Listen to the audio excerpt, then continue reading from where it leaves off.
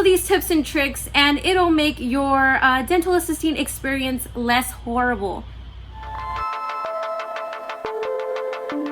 Hello there again and welcome back to my channel. Hi, how are ya? Just kidding. But yes, welcome back to my channel. If you are subscribed, thank you very much.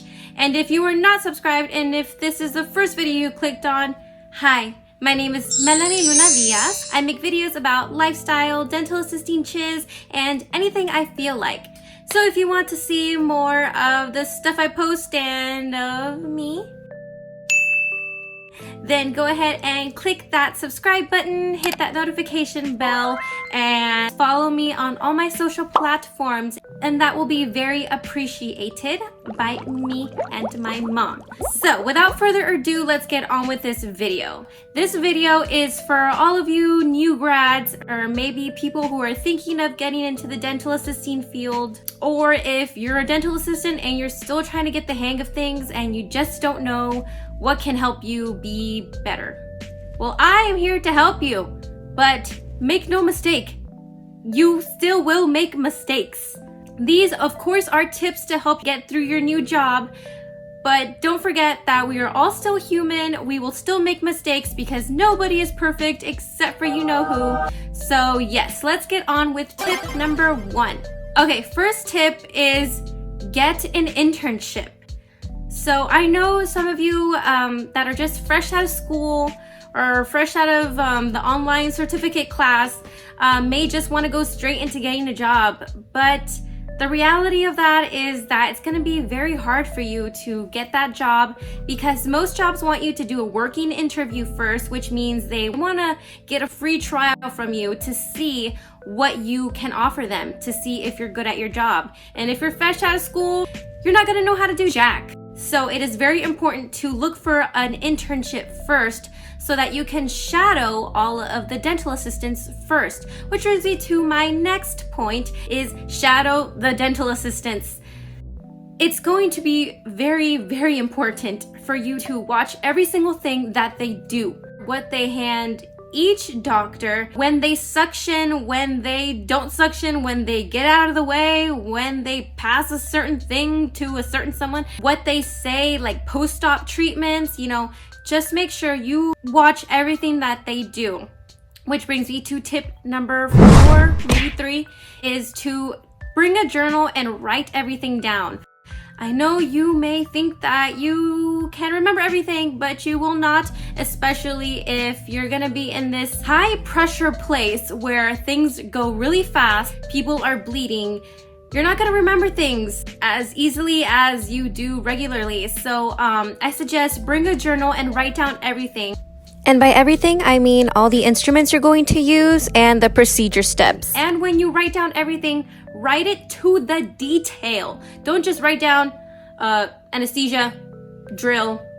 Don't just do that, because I made that mistake once where I just put simple phrases, and then when it was my turn to do it, I would forget to rinse the patient's mouth after the anesthesia, or forget to give the doctor gauze or hold the gauze for her. So it's very, very important for you to write down specifically everything. Oh yes, and for the journal, make sure that you bring a journal for each dentist, because each dentist likes to do things differently. One doctor might like the 23 forceps, another doctor might like the cow horns, It's all just depends on the dentist, which is why getting separate journals for them will be such a good idea, because you won't get things mixed up and you won't make mistakes as often. You will still make mistakes. And with your journal, also make sure to read your journal before every procedure you do, and even try to let your journal lay out flat somewhere hidden where you can see it while you're doing the procedure, just so that while the doctor is doing something, you can quickly look over your notes and then be like, oh yeah, refresh your mind. Next one is to over-prepare. And by over-prepare, I mean get extra gauzes, get extra matrix bands, you know what? Even get extra Q-tips, swabs, or whatever they're called. I don't know the technical name for it. I'll insert a picture here. Just make sure to overly prepare, because You don't want to be that dental assistant who the doctor asks for something and then you have to stop suctioning, stop assisting, and then be like, oh, hold on, I'll go get it. You don't want to do that. That's not being prepared, and they might get mad at you for it like they got mad at me. So just make sure you are overly prepared.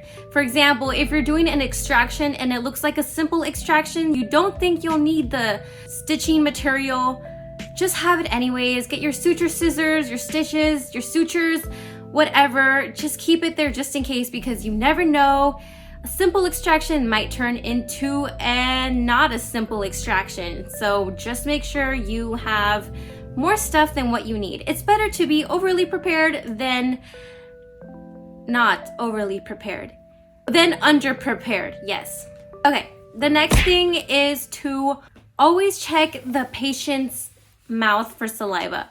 I know when you're first beginning, at least when I was first beginning, I would sometimes kind of let the patient drown in their own saliva because I wouldn't check their mouth. So yeah, I know it might be uncomfortable for you to like get real close and personal to them when you're first starting out and checking to see if they have saliva, but just do it. You have a mask.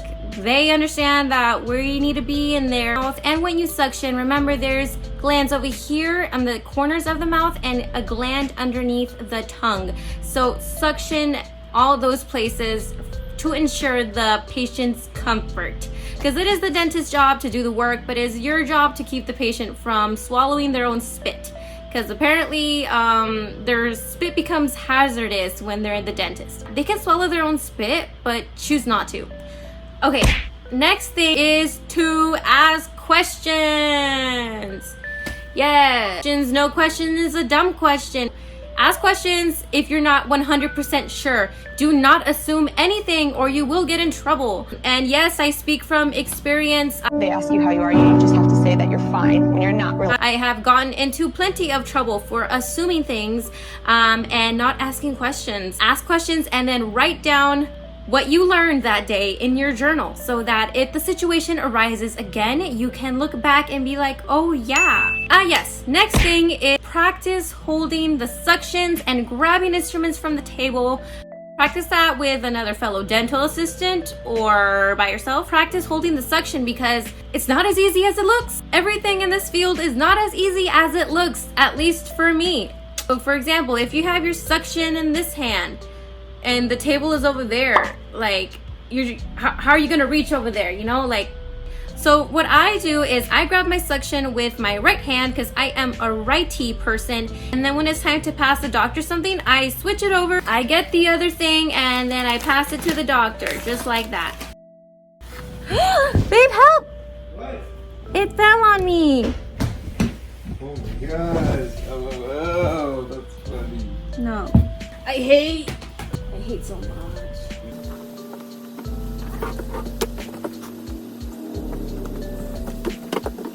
Yes, where was I? Yes, so practice it.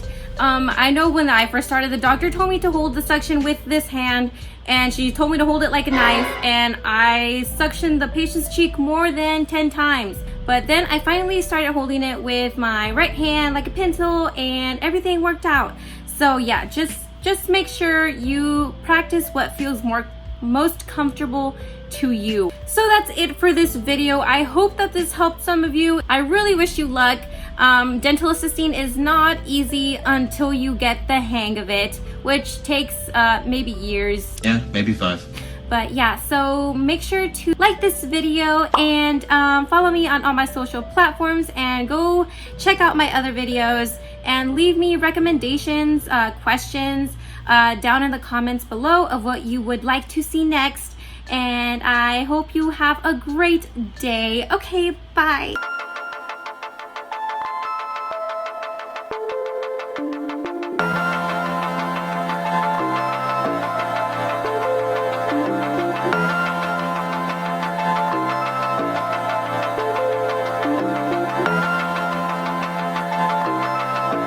That's one.